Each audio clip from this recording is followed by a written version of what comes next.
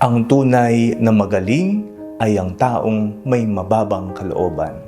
Ako po si Father Fiel Pareha at ito po ang ating segment, ang Daily Devotion, na kung saan tayo po ay magdarasal, magbabasa at magninilay kasama ng salita ng Diyos sa buong taon. Manalangin tayo.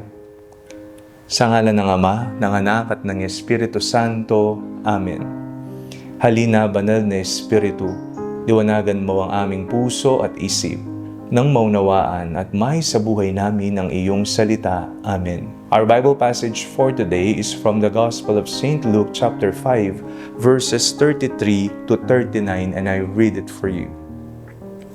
Then they said to him, John's disciples, like the disciples of the Pharisees, frequently fast and pray, but your disciples eat and drink. Jesus said to them, You cannot make wedding guests fast while the bridegroom is with them, can you? The days will come when the bridegroom will be taken away from them, and then they will fast in those days. He also told them a parable. No one tears a piece from a new garment and sews it on an old garment. Otherwise, the new will be torn, and the piece from the new will not match the old. And no one puts new wine into old wineskins. Otherwise, the new wine will burst the skins and will be spilled, and the skins will be destroyed. But new wine must be put into fresh wineskins. And no one after drinking old wine desires new wine, but says, The old is good. Uso po ngayon ang pagalingan, pataasan, payamanan. Dapat sa mundong ito, the best. Dapat sa mundong ito, ikaw ang nakakaangat. Yan po ang tinuturo ng mundo. At kung tinignan po natin, wala namang pong masama kung ikaw ay may kaya. Wala din pong masama kung ikaw ay magaling. Pero ang tanong, sino nga ba ang tunay na magaling sa buhay dito sa mundo? Ang taong mayabang, lumilipad, lumalaki ang ulo, hindi grounded.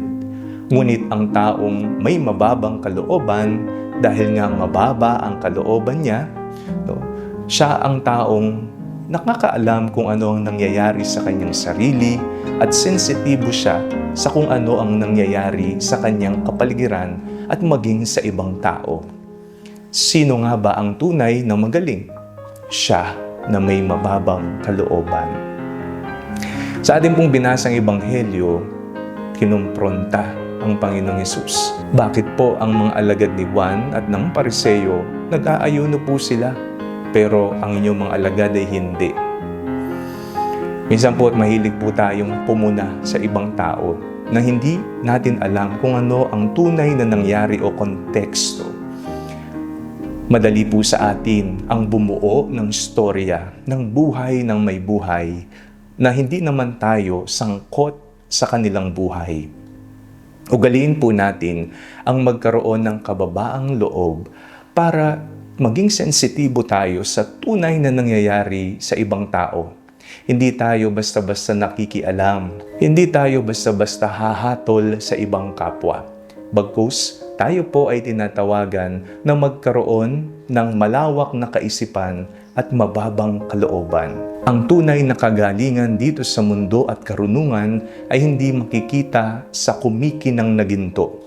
Hindi makikita sa taas ng iyong narating sa buhay, kung hindi sa kababaang loob. Manalangin tayo. Panginoong Hesus, turuan niyo po ang aming mga puso ng kababaang loob. Amen. Sa ngalan ng Ama, ng Anak at ng Espiritu Santo. Amen.